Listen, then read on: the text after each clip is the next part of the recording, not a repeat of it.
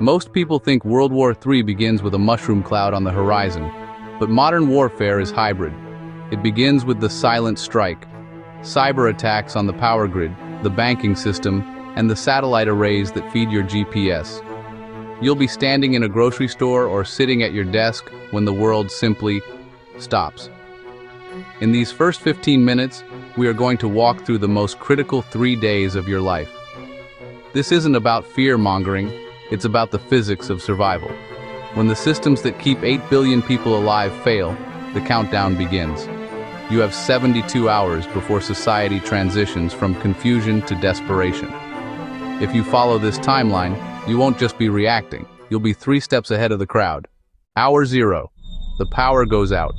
Not just in your house, but the streetlights, the cell towers, and the water treatment plants. Your first instinct is to check social media. You'll find no service. The 60-minute rule. You have exactly 1 hour before the information panic sets in. If you are at work, leave.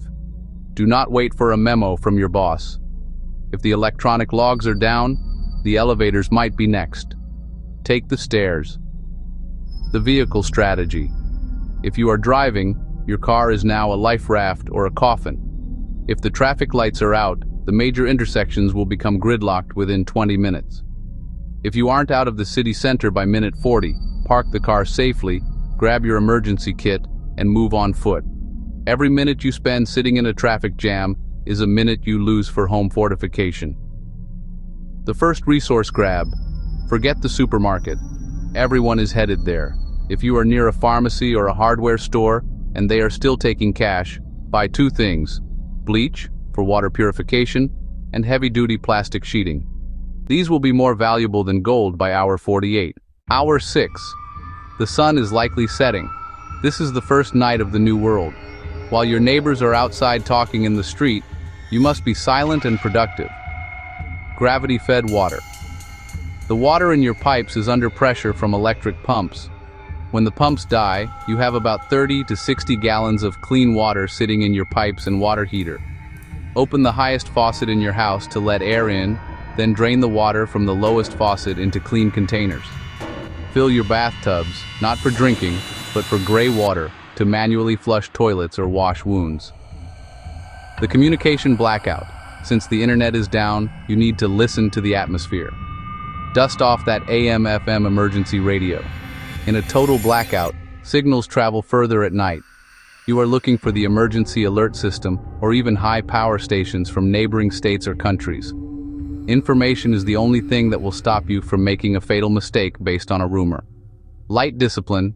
This is a professional strategist's secret. If the whole city is dark and your window is glowing with a flashlight, you are a beacon for anyone looking for resources. Use red filtered light or low lumen lanterns kept below windowsill level. Cover your windows with blankets or cardboard.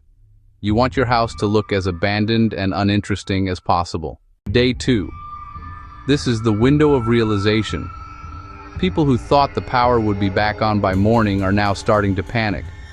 This is when the grocery stores are looted and gas stations become flashpoints for violence. The sanitation protocol. By hour 24, the sewage system may begin to back up. Do not, under any circumstances, flush your toilet if the water is off. One backup can make your home uninhabitable. Use a 5-gallon bucket lined with a trash bag. Cover waste with kitty litter, sawdust, or shredded paper. Disease in a war zone kills more people than kinetic weapons. Calorie management. You are likely under high stress. Your body wants to burn energy. Resist the urge. Eat small, high-protein meals. If you have a freezer full of meat, cook it now over a small camping stove. Do not use a backyard BBQ if you can avoid it. The smell of cooking meat travels for miles and acts as an invitation to the hungry. The security circle. If you have trusted neighbors, now is the time for the driveway talk. You don't need to be a militia, you just need a rotation. One person stays awake and watches the street while the others sleep. A simple whistle or a flashlight signal is enough to alert the group. Security is a team sport. Day 3. The 72-hour mark is the survival threshold. By now, the local government has either established safe zones or has completely retreated to essential services. The psychological shift. You must now stop thinking about when things go back to normal and start thinking about how I thrive in the current state. Check your 72-hour bag. If you are staying put, ensure your water filtration system is ready for the long haul. If you are using bleach to purify water, remember the ratio. 8 drops of unscented regular bleach per gallon of clear water. Let it sit for 30 minutes. The reconnaissance. If you must leave your home to scout for information, do it at dawn. Visibility is high, but activity is usually low.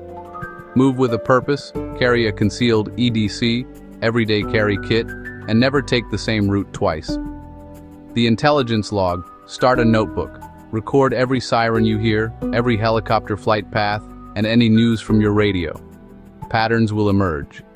If helicopters are consistently flying east, that's where the logistics hubs are. If you hear distant explosions, track the direction. Knowledge reduces fear. 72 hours. That is the time it takes for a civilization to reset. If you have made it to this point, you have outlasted 90% of the population who were caught unprepared. You have water, you have a defensible space, and most importantly, you have your dignity and your sanity. The first 72 hours of World War III aren't about winning the war, they are about winning the right to see the 73rd hour. Preparation isn't about paranoia, it's about being a pillar of strength for your family when the rest of the world is falling apart. Subscribe to Next Level Survival, because the next time the lights go out, you'll be the one ready to lead. Stay safe, stay prepared.